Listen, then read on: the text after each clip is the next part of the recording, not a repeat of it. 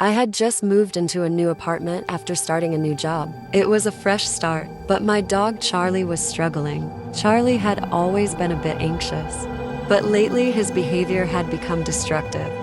I came home to find chewed-up shoes, shredded curtains, and even a knot on coffee table leg. Determined to help Charlie adjust, I tried everything from long walks to interactive toys. Nothing worked. One night, while scrolling through social media, I saw an ad for a smart pet feeder with a built-in camera and microphone, allowing me to check on Charlie and talk to him while I was away. It seemed like a perfect solution.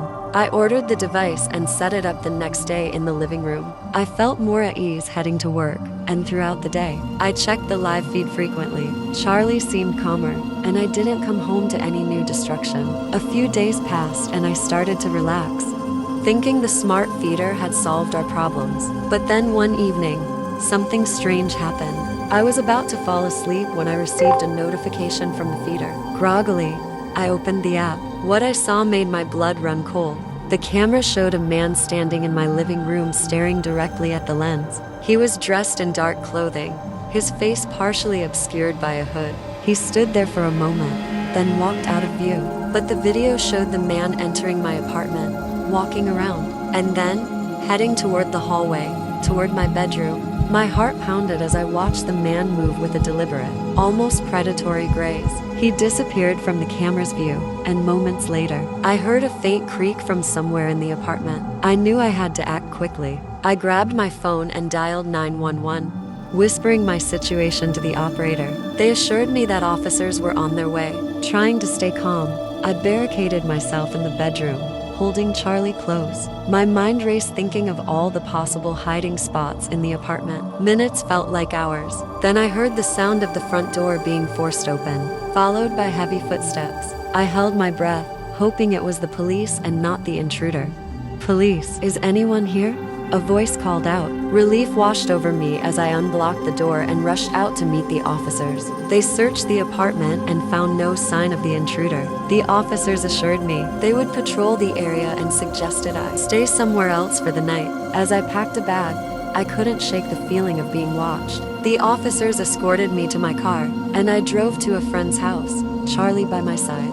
The next day, I reviewed the footage again, looking for any clue as to how the intruder had gotten in.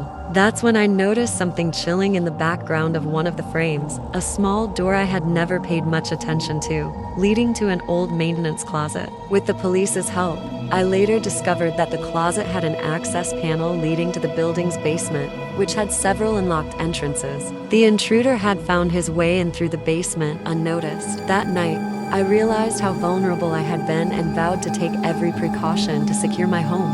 New locks, security cameras, and an alarm system were just the beginning. But even with all the measures in place, I couldn't shake the memory of that man's cold stare into the camera, a reminder of the unseen dangers that can lurk in the shadows. Just as I started to feel somewhat safe again, a notification from the new security system pinged on my phone. My heart skipped a beat.